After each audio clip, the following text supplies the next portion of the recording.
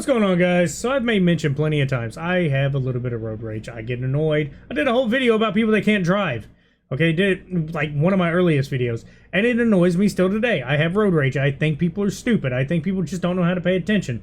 I was at a stop sign the other day and coming out of Walmart, and I go to take a left, and he has right of way. Guys coming by, you got it. I'm gonna let you go. He goes, the red light's there, turns green, he's slowing down, and I'm coming out, and there's a green light at that point.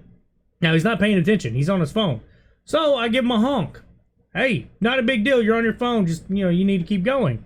And he blows up in his truck just acting like a big badass, but I'm going to have to let you know nothing happened.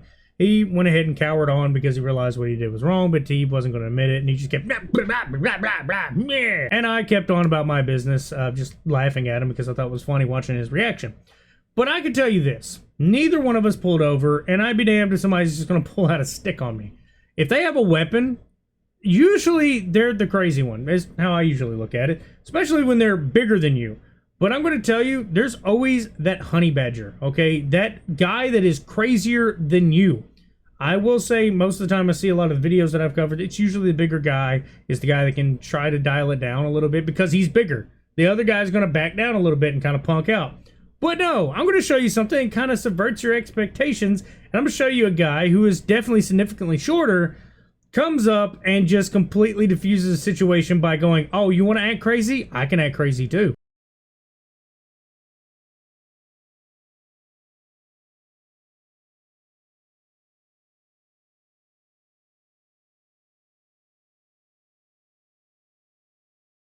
Now, to be honest, I don't know who started this incident at all, but I can say he's clearly going to finish it, and I'm sorry, but if you're willing to come out first or whatever and be Billy Badass, have the stick and act like you're going to hurt somebody and get disarmed, you're going to have a well-deserved ass whooping. That's at least my opinion. I'm not advocating for violence or, I don't condone this type of behavior, but I'm sorry, but you pulled out the bigger stick and you punked out, and it actually gets a tad bit worse, like not physical, but you could tell he's able to get closer to the truck and get closer to his wife by pointing through the car, which made me a little uneasy. I'm like, dude, there's no way you first get out of the vehicle, have a weapon, get disarmed, and then he punks you up to your wife. That's a little bit jarring to me.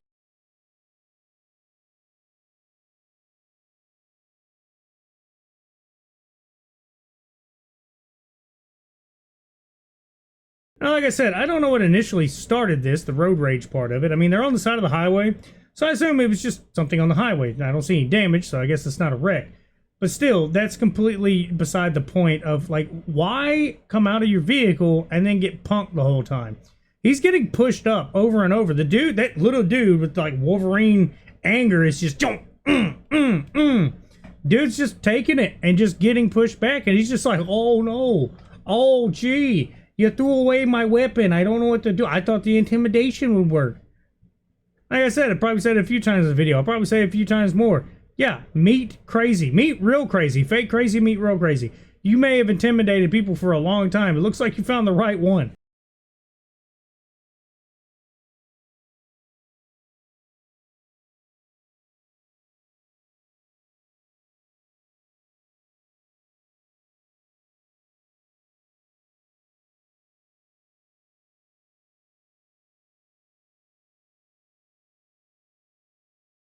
This is what you would literally call somebody out there is crazier than you. Now, normally the saying is there's always a bigger, badder dude than you or bigger fish.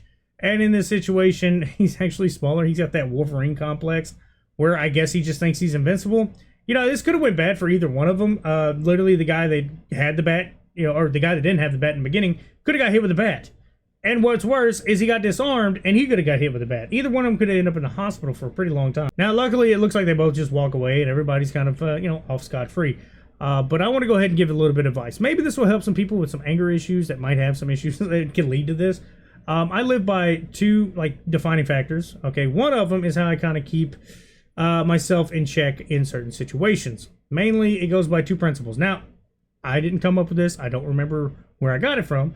But it is a saying that's been out there for quite a long time. But still, I go based off of if you can or can't do anything about it. Basically, can you do something about it? If yes, you're in control. What is there to worry about? The second way to look at it, can you do something about it? If no, It's out of your control. Why are you worried about it? It's not a big deal. You can either do something or you can't. It's pretty simple. And normally I just let things ride as much as I can until like you just can't. You know those situations. Also, a little tiny tidbit to this. If you feel like somebody's just talking trash about you and you really just don't want to care, I'm going to tell you this is how I think about it.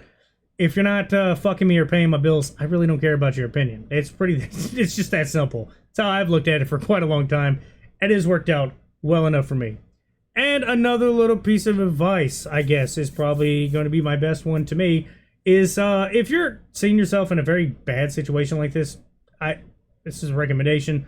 Definitely be careful, because somebody could be carrying the bigger stick. While the guy had the weapon, if he would have kept walking up, I'm going to let you know, there is stuff out there that will stop you in your tracks. Now, for the most part, everybody's lucky regardless, because the guy that pulled out the weapon to go be the aggressor, yeah, he could be already in trouble, okay? He was already had the intent to assault with a deadly weapon, because there was nothing to defend at that point. The guy wasn't being aggressive, at least, physically. He wasn't coming up and doing anything. This was a verbal confrontation at that point. Now, obviously, blood boils and people get crazy.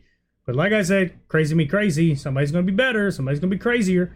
So when you pull out the weapon, you're already in the wrong, and the other guy probably had all access pass just beating the shit out of you. And then if your wife would have got involved, that would have been way worse. That's if his wife. I don't know if his wife, but still.